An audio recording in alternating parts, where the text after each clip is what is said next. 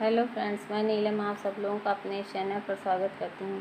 आज मैं एक कहानी सुनाऊंगी। अगर आप लोगों को अच्छी लगे तो आप लोग लाइक, सब्सक्राइब और शेयर करिएगा और कमेंट्स करके बताइएगा कि आपको कैसी लगी।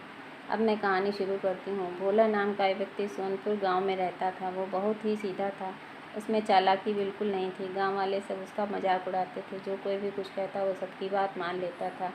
उसको सब बेवकूफ़ समझते थे। वो बहुत ही गरीब था और टूटे फूटे घर में अकेला ही रहता था। वो एक सेठ के यहाँ मजदूरी का काम करने जाता था। विष्णु भगवान का भक्त भी था और कभी कभी मंदिर भी जाता था। एक दिन उसका काम नहीं लगा तो वो बहुत परेशान था। सोचा उसने खाने का क्या होगा। सोचते सोचते वो विष्णु भगवान के मंदिर में गया और प्रार्थना करने लगा, हे भगवान, मेरी परेशानी दूर करो, मेरे घर भी आइए। अगर आप मेरे घर आएंगे तो मेरा घर पवित्र हो जाएगा और परेशानियाँ दूर हो जाएंगी। उसकी बातें सुनकर भगवान को बहुत दया आ गई और उन्होंने कहा, मैं तुम्हारे घर आऊँगा।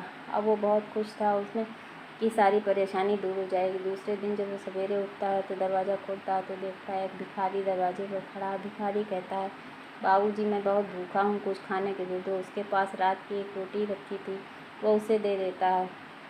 अब उसके पास खाने के लिए कुछ नहीं होता। अगले दिन में फिर काम करने के लिए जाने के लिए दरवाज़ा खोलता है तो देखता है एक व्यक्ति के बहुत जोर से चोट लगी हुई है, वो दर्द से करा रहा है।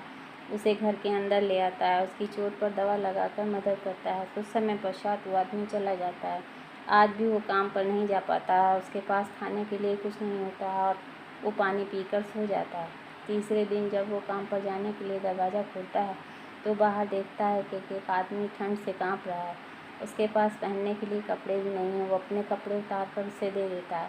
कपड़े न होने के कारण वो काम पर कैसे जाए, वो भगवान को याद करने लगता है। भगवान प्रकट होते हैं और कहते हैं, 3 बार तुम्हारे दरवाजे पर आया, तुमने हमारा बहुत सम्मान किया, मैं तुमसे बहुत खुश हूँ। अब भोला के पास अच्छा सा घर तथा सुखी होने के सभी साधन हो जाते हैं। अब जब वो सेठ के यहाँ 3 दिन तक नहीं जाता तो सेठ उसके घर पर आते हैं और देखते हैं कि भोला बहुत अमीर हो गया। तो उससे पूछते हैं, ये सब कैसे हुआ? भोला कहता है, सेठ जी से शुरू से सब कुछ जो उसके साथ घटित होता है वो बता देता है। अब सेठ अपने घर जाता है और वो सोचता है, क्यों ना हम भी भगवान से इसी तरह प्रार्थना करें, इस गांव के सबसे बड़े सेठ बन जाएं। वो मंदिर जाता है और भगवान से प्रार्थना करता है। भगवान उसके घर भी हैं। भगवान प्रकट होते हैं और कहते हैं, मैं तुम्हारे घर आऊँगा। कुछ दिनों बाद सेठ के दरवाजे पर एक भिखारी आता है और उसे डांट कर भगा देता है। उसी तरह सेठ जब कहीं जा रहा होता है तो उसे एक घायल आदमी दिखता है। वो दर्द से कराह रहा होता है। सेठ उस आदमी की तरफ देखता भी नहीं। तीसरे दिन ठंड से कांपता हुआ एक आदमी सेठ के दरवाजे पर आता है और सेठ उसको भी डांट कर भगा देता है। फिर सोचता है कि भगवान उसके घर क्यों नहीं आए। वो मंदिर जाता है और प्रार्थना करता है। भगवान प्रकट होते हैं और कहते हैं, 3 बार मैं तुम्हारे पास आया, तुमने तीनों बार मेरा अपमान किया, तुम कभी सुखी नहीं रहोगे।